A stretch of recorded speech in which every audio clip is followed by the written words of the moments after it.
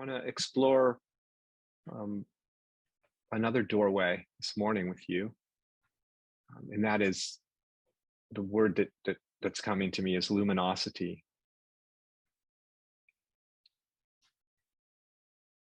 This is luminous. This is all lit up. This is shining, as I often say, the shining forth, as it's sometimes called, the shining forth of, well, we know not what, the shining forth of this, the shining forth of the ground, shining forth of life, reality.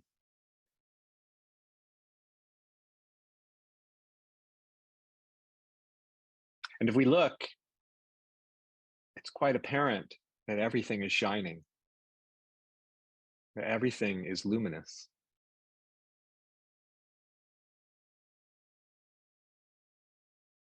Everything is brightly lit, isn't it? The grayest gray day, the darkest moment, visually or mentally, emotionally, is pure luminosity. Luminous in its appearance, luminous in the fact that it is here. That's the luminosity. The facticity of it, the existence of it. Here it is, luminous, being seen, right? Everything's being seen.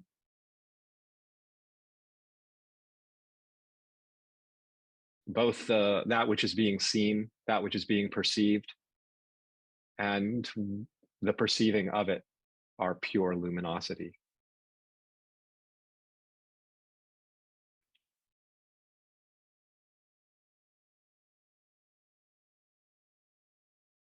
And close your eyes and even if there's a shift, you could say, in the sense of the moment, the way the moment is being perceived, with eyes closed, it's pure luminosity. Everything that's being beheld with eyes closed, pure luminosity. All the range of experience being encountered, all of it being seen, all of it being beheld, all of it being seen and beheld because it's luminous. Everything is this luminosity. So it doesn't matter eyes open or closed. Feel the way in which, no matter where consciousness may travel in its travels, its wanderings, its explorations of what's here, noticing this, exploring this, wondering about this, beholding this, feeling this, recognizing this, all the ways the field of experience is being encountered. Everywhere consciousness goes, everywhere we go in the field, we behold the luminosity. There's no being separate from the luminosity. It's not something to find, it's what's being found in each flash instant. It's here now. It's not something that becomes apparent. It is the very appearance of the moment is luminosity. The seeking for luminosity is the luminosity. The discovery of the luminous nature of all of this is the luminosity. Every thought that arises is pure luminosity, pure seeing, pure knowing. This luminosity, we could say, is the knowing of what's here, the noticing of what's here. And what else is there but the knowing of what's here? There isn't anything else. What else could there be? The knowing of what's here shows up in unthinkable variation and diversity from moment to moment, doesn't it?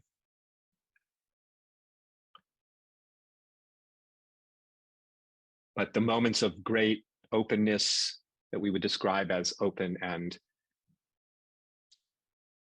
potent and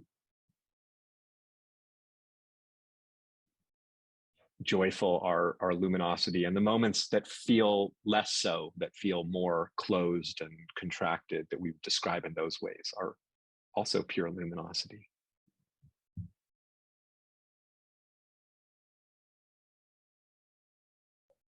All the stories are pure luminosity.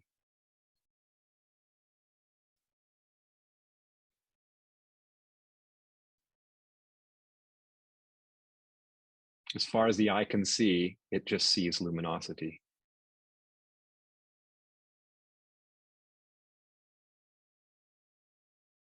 And that which is seeing, as I said, the mystery that knows, the mystery that perceives, all of this is, of course, made of luminosity.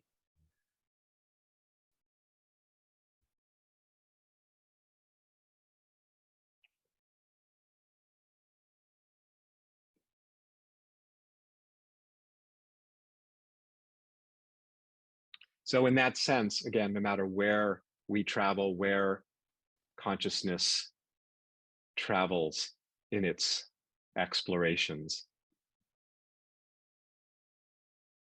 no matter what becomes apparent in the moment, no matter what focus of attention arises spontaneously, it is the bright luminosity that's appearing.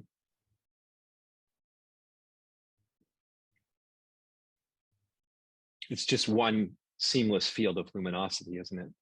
Again, because anywhere you go, even any apparent line of division or separation or gap from this to that to this to that is itself pure luminosity appearing as a barrier or a boundary.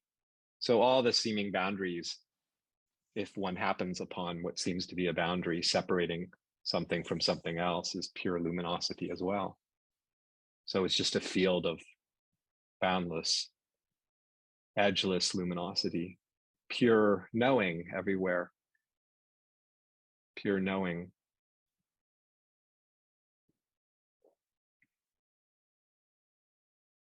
I used to talk a lot now, a number of years ago, about awareness and this faculty of knowing. And as is often done in those kinds of approaches, I would speak about it as being something distinct from that which is being perceived.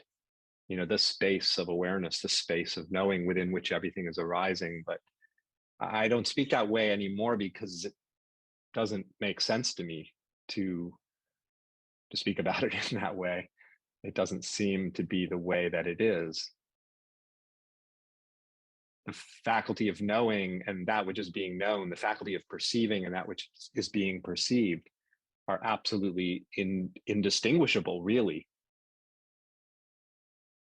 So to speak about them as separate things just doesn't, seems misleading.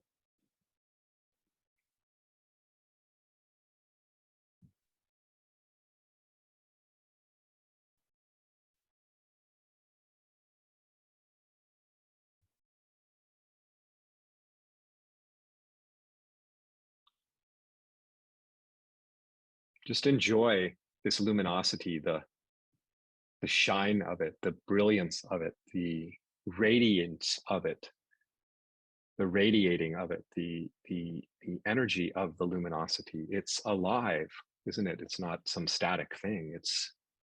It's vital. It's pulsing. This luminosity, it would seem,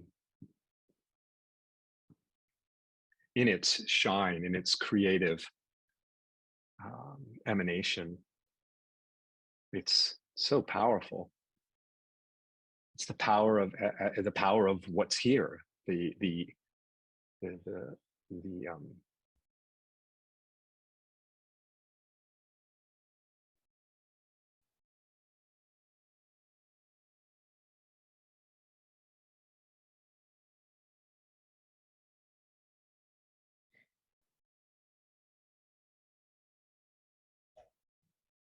there's no losing the luminosity.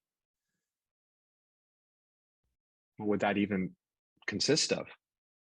A moment where there's some sense of having lost touch with the luminosity is pure luminosity, is it not?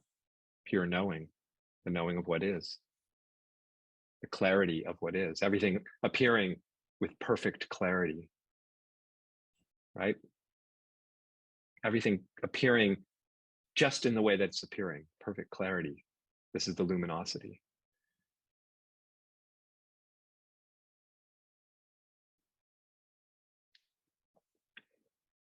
And from, as I often talk about, this perspective that I'm inviting us into exploring and seeing and discovering and appreciating is beyond all the typical hierarchies that the definitional perspective seems to imply, right? There's no hierarchy of luminosity. Everything is 1,000% luminous and beyond. There's no degrees of illumination, actually. Everything's equal in its complete illumination.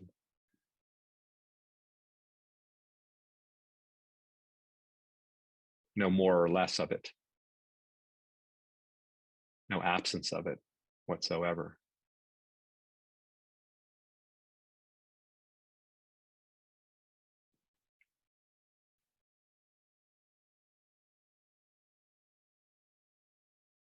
Not something to cultivate, not something to create, not something to practice, not something. It is not something that comes and goes based on something we're doing or based on circumstances or experiences. It doesn't come and go. The luminosity doesn't come and go. It may shine as what we call the coming and going of these moments, right, which seem to have no stability to them. But very curious, feel that sense that on the one hand, there's the constancy of this illumination, and yet it shows up as what seems to be complete instability and impermanence, but it's constant. The constancy of the illumination, it just doesn't not go away. It's relentlessly here and shining as everything. That which doesn't come and go, shining as all the coming and going, all the arising and passing away seemingly of phenomena.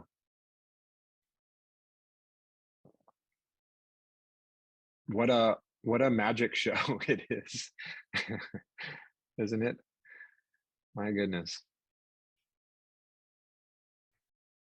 And it's really the pure, absolute, radiant miracle of everything, quite frankly.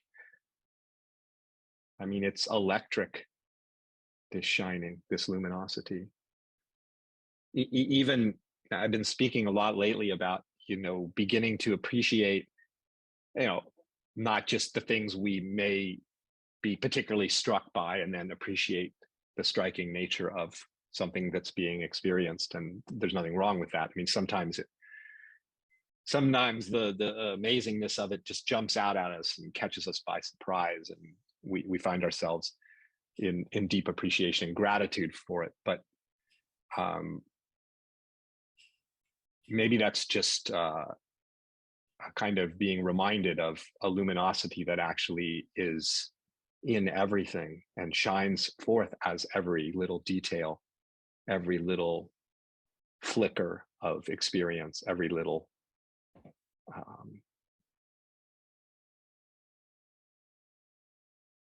yes, every little thing. It's not so little.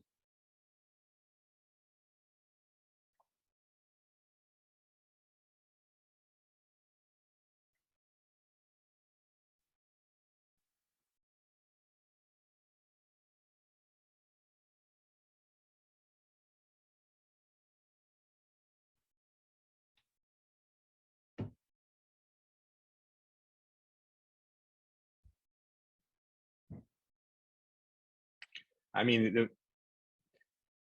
the tricky thing about all of this that I attempt to do when I speak about it is, that even to call it luminosity is, what is luminosity?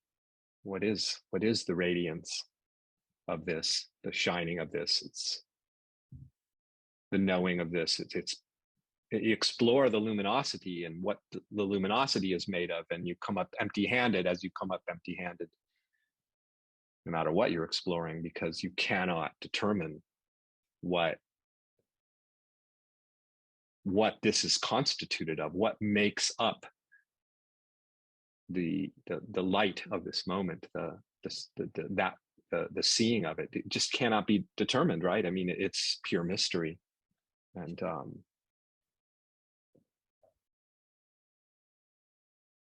which is quite something.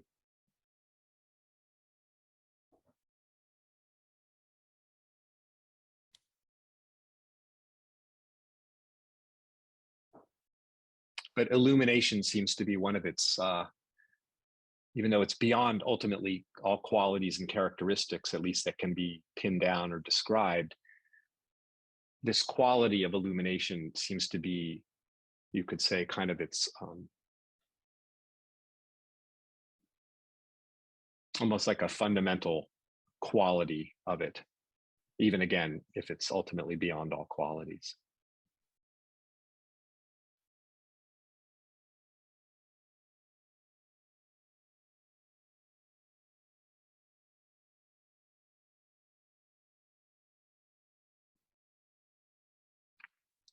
Because even when you touch the way in which this is beyond all ways of characterizing it, and that's encountered in a sense, that's recognized as, we can come to know the unknowability of this, we can come to see we can come to find the unfindability of this.